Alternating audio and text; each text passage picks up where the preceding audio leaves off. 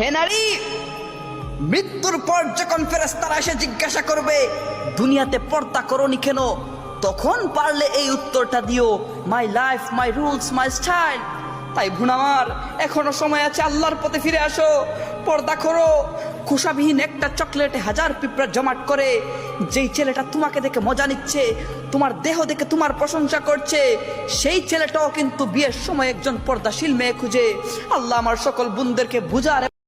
হে নারী, মৃত্যুর সময় যখন তোমার এই ফেরেশতারা জিজ্ঞাসা করবে দুনিয়াতে পর্দা করো না কেন, তখন পালে এই উত্তরটি দিও, my life, my rose, my style.